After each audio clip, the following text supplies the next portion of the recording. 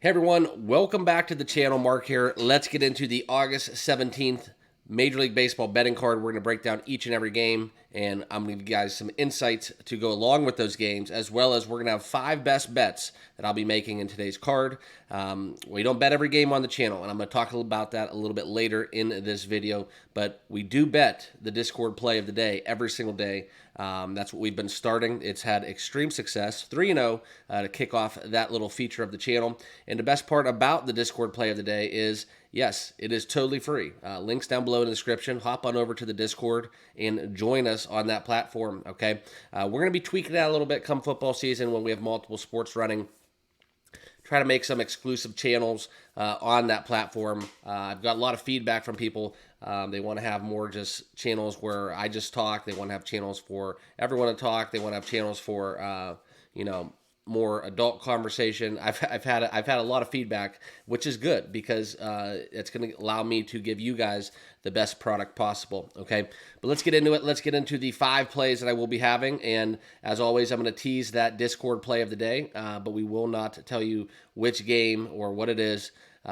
Weekends are a little bit different, okay, because we do start a little bit earlier. 1:05 is that first pitch, so the Discord play of the day will go live at 11 o'clock Eastern. Okay, we'll try that one out. That gives you enough time to watch this video as well as set those reminders, set those notifications, and I will post a pinned comment to everyone over there in the Discord at 11 a.m. Eastern. And I actually am going to make a new thread for doing this because it's had a lot of success and it's really been received well by you guys. So let's get into it, okay? And I told you, if you haven't done so here on YouTube, this is a great time with football season just around the corner. Become a channel member today. Links down below. I don't charge for picks, but if you want to buy me a coffee, buy me a beer each month for doing this, that is how you do it. Exclusive content will be provided as well. And also, remember to subscribe here on YouTube and on X, okay? I appreciate if we can grow those platforms. Tell your friends, too, because the YouTube algorithm's kind of tricky. I'm going to be honest with you. I'm a better first, not a YouTuber, so this is all new to me. We just started this channel, and thanks to you guys, we've had a lot of success in the last months. College basketball was a rave. We did do the Super Bowl, and that's about it for football, so I'm really excited for what's ahead with college and NFL seasons alike, okay? So let's get into it. The first game on the card, and I do want to tell you guys a little bit about my picks yesterday. We pretty much lost. All of our losing bets were by a half point or or just one off or one late, right? It was, silly things like scoring in the 9th within the Phillies run line.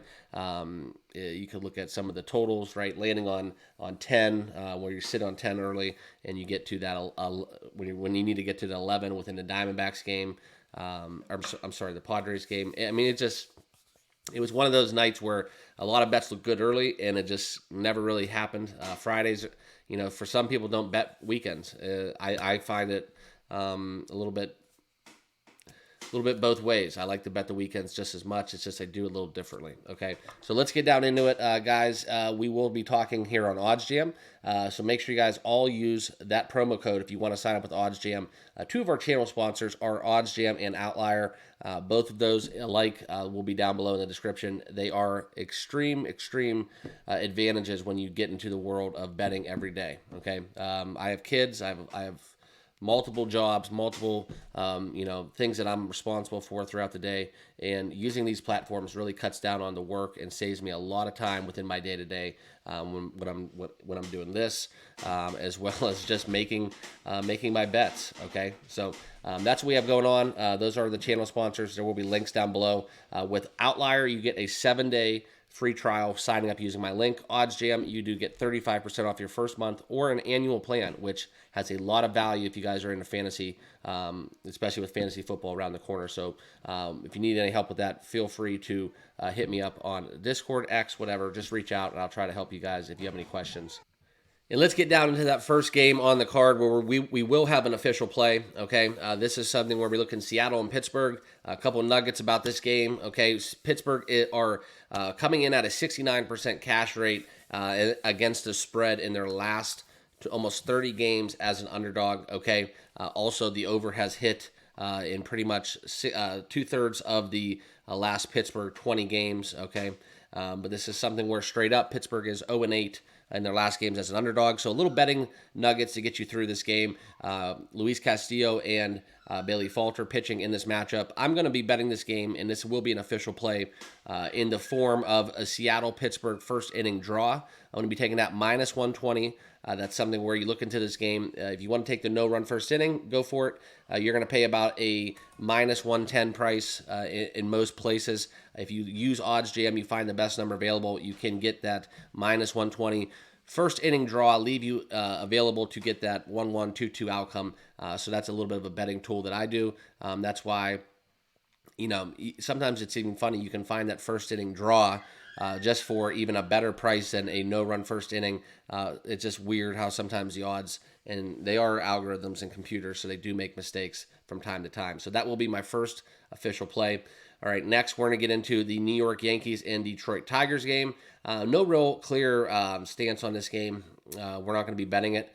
It's something where New York obviously is the better team. They're going to look into taking care of business, and I think that's something where against the Tigers, they've been on a horrible tear in terms of a negative direction. Some of the things that you could look into is Aaron Judge, right? He has had a walk in pretty much. That pretty much is 100% over the last 15 games on the road. That was one of the nuggets that I found. So you can take Aaron Judge with over a walk at minus 140. That is a little bit of a prop nugget I'll throw out for you guys. I do like that one. I am going to be doing a prop video here on Outlier following this video. So this will be another one where you want to make sure you have that notification bell turned on so you don't miss that beat. Okay. And then another play that I do like in this game, and it's kind of more so against, how should I say, it's against the Tigers, is the fact that the Yankees basically are 8-1 in their last 9 games on the road. Okay, so that's why we have an implied price minus 190. I think that you can look at the Tigers too, and this is a kind of why I'm not betting this, is that they're 10-2 against the spread in their last 12 games. So two converse trends, contrary, just completely cancel each other out. I think this is something where if you do like this game, I favor Yankees and runs. I can't get there. Carlos Rodon and Kiner Montero. Usually that is just two indications where I'm all over the over. But for me, this is a little fishy game where I kind of have a weird feeling about the Tigers, but I'm not going to pull out those stones to take care of betting the Tigers plus 1.5 or even on the money line, almost plus 180. So this is a stay away game. And I do want to mention this before I get rolling into all the other games.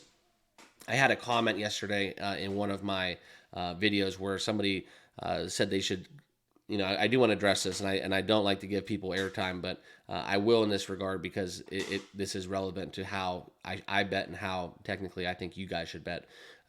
I don't bet the board, okay? If you guys want me to just make up picks, bullshit everyone, and just kind of go down the line and say, oh, I'd bet this, I'd bet this, I'd bet this, I can go 8-8 and really take care of business, I guess, for that person. But I do this because if I'm trying to make money, turn a profit, win more bets than I lose, I'm not betting the board, okay? I'm not playing every table hand of blackjack. I'm not doing that. I'm not trying to do high volume and win by percentage. I'm trying to take positive value and turn that into cashing tickets. And this is my formula. If you guys want to find a channel where they talk about each and every game and they break down each and every game and they use AI or some bullshit to give you guys a pick, they must, obviously have that genie in a crystal ball or something. That's not what I'm doing. I'm picking the games that I think can cash a ticket, not just fill a channel with runtime. So I'm not going to do every game, but I will tell you guys leans as I feel like it's relevant. But if there's two games that are just a crappy matchup, I'm staying away from that game. I use process elimination to shorten the card. I don't need to bet every game. There's tons of avenues. There's tons of types of bets now in these markets where, quite frankly, I only need about 4 to 5 games, and I can figure out kind of how to make money on that day. All right. So that's just kind of where I'm at. Wanted to address that. And if you guys are, and this wasn't a shot at that person or any kind of slight, but if you guys are betting every single game, I just want to reiterate to you guys, make sure you understand you don't have to bet every single game. I think that's paralysis by analysis. And college football season runs around. That's exactly the same mindset, right? We don't need to talk about every single game in the Mountain West Conference, but there's going to be one or two games that are showdowns that I like. I can find an edge, and I'm going to bring those games to your guys' attention. But we're not going to talk about every single game being played on Saturday. I think that's hilarious, and quite frankly, it's a great way to lose money. But that's just my take. So, cheers, and let's get back into it. All right, Yankees Tigers, like I said, no clear indication, so I'm staying away from that game. Toronto and the Cubs. All right, this is one where we were all over the Cubs in a lean. Personally, I want to tell you guys that Justin Steele's kind of been hit or miss. Right, ace of that lineup in some form or fashion, but more so, Imananga has been taking that spotlight. But early on, it was all Justin Steele, and I have noticed some regression. Chris Bassett, we were all over the fade train with him. I could see runs in this, I really could, and that's kind of where I'm at. We were over the Cubs on, granted they won an extra innings yesterday, but taking them plus 1.5, there was some value in that. And now we look at the Cubbies here. You can see minus 158 on the money line. I think that there is some value in taking the over 8 because I could see both teams winning. Probably more value taking Toronto on the money line, just being honest. But those are the two kind of avenues that I would go down and explore if I was going to get involved. Okay, Miami and the Mets. That will be the next game to talk about. Max Meyer and Luis Severino. This is also a no-run first inning candidate. Didn't make my card, but that's the way I would attack this game. Personally, I like Max Meyer. I know he's kind of young, and you may not notice kind of what I'm talking about yet, but it's something where I think that this kid could bloom into a very good pitcher down the road. So want to talk a little bit about Severino as well. 4.17 ERA. Yeah, it's a 50-50 kind of what you're going to get from him. If you look at his kind of deeper pitching metrics, sometimes he gives you a Cy Young performance and sometimes he gives up 6. It's just how I feel about him. I'm staying away from him as a starter unless we're going to take overs. But I do think the Mets can get this job done. $1.80. I don't know anybody here on this channel watching who would take the Mets $1.80 against the Marlins. That's just no recipe for success. Yeah, they may win the game, but I don't know, but I'm not laying an extra 30 cents than I should for this game to take the Mets at home over Miami, okay? So there will be no play in that. Philadelphia and Washington. We are going to go right back to it, okay? This is something where you could take the Phillies here on the run line. That's the only way I would bet this game. I wouldn't touch the over. You saw kind of what could happen in a lot of games yesterday, just getting close to that. I do like the Phillies on the run line. Going against Mackenzie Gore, those numbers have been kind of hit or miss as well. Kind of interesting to see where these lefties come out on the other side. Christopher Sanchez, he kind of fell off the map as well. But nonetheless, I do like taking the Phillies on the run line. The Nats have dropped 4 out of their last 5. And if we look at this game, it's kind of interesting. There's a lot of the betting splits backing the Nationals plus 1.5. I mean, it's a huge betting discrepancy with the money versus tickets printed. So that's kind of an angle why I'm staying away from it, right? I have no reason to bet the Nationals. I like the Phillies. So my lean would be on the Phillies run line. However, the Nationals are taking a lot of money at plus 1.5. So I'm going to stay away from this game because that's kind of what we do. We read between the lines, betting movements. It's not as prevalent within baseball, but football, you can really just tell a story sometimes with how the betting splits are.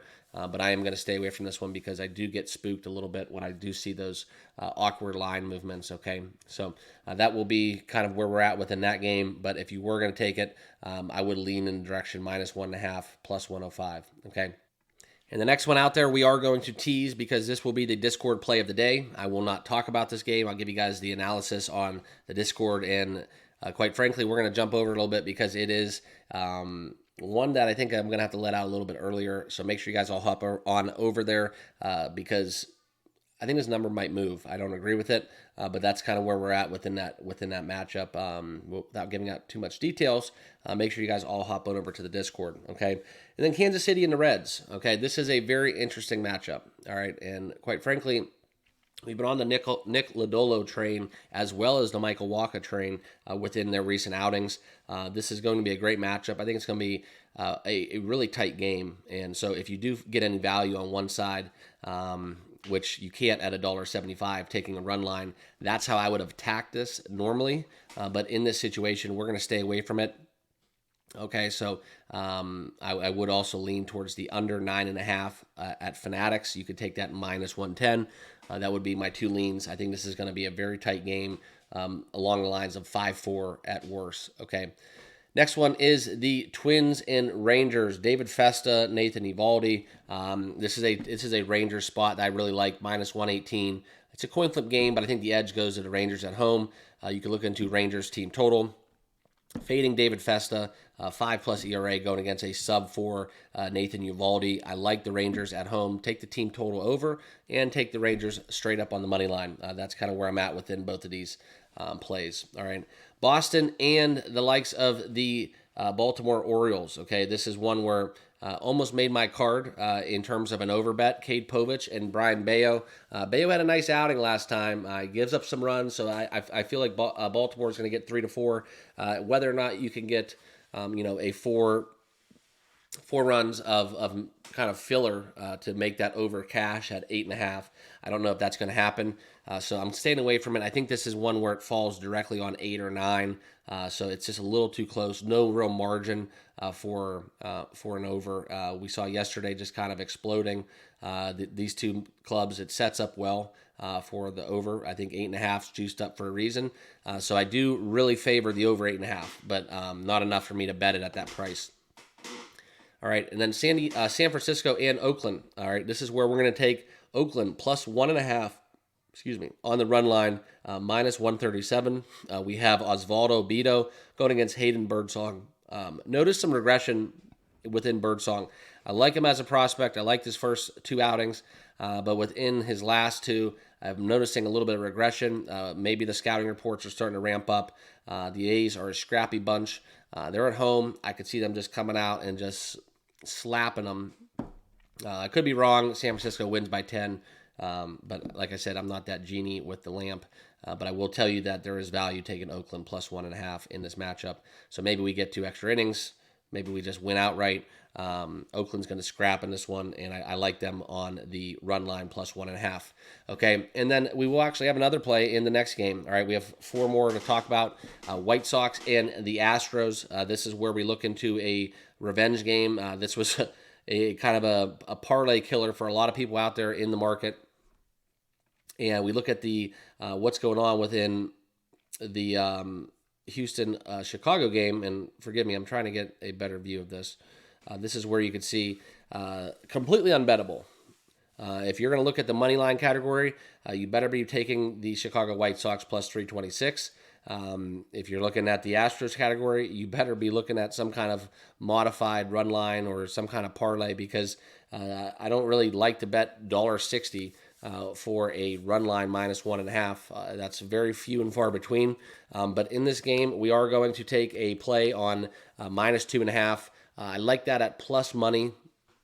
Okay, you're able to get it at plus 102 was the number I locked in. I like that. That's the way I'm attacking it. Some of the metrics behind Houston really line up for a blowout. Couple that with the fact that we have the ever so lovely Chris Flexen pitching. Hunter Brown's fantastic. I think they inhibit Chicago offensively to 1 or 2 runs, maybe 3 runs. Okay, and then within that, we can get a lot of offensive run support from Chris Flexen against Chris Flexen from the Astros. So I think that they cover 2.5. I even looked at possibly doing a 3.5, but the money wasn't that much better and worth it to cover that extra. So 2.5 is where I'm at. You could get a little fancy with the minus 3 alternate, but I just don't see any value in that. Minus 2.5 is the number I settled on. I don't do that much, but I think this is one where as long as the Astros don't fall asleep in this game, they win by at least 4 runs personally. But what do I know? Anyways, back into it. Chicago and Milwaukee. This is where we're going to get into, Cleveland and Milwaukee. we're going to get into Tanner Beebe and Freddie Peralta. Beebe's been doing the job, all right? And it's kind of funny. You got Beebe replacing Bieber, essentially. And I wish that Shane Bieber was back against injury, but hey, can't always get your way. And the Indians have the best record in baseball. Maybe not anymore with losing last night, but anyways, BB's going against Freddie Peralta. We will be having a play Cleveland money line, so I know that the comments are going to be all fired up. But anytime you give me Cleveland plus money with BB on the mound, it's kind of an auto bet.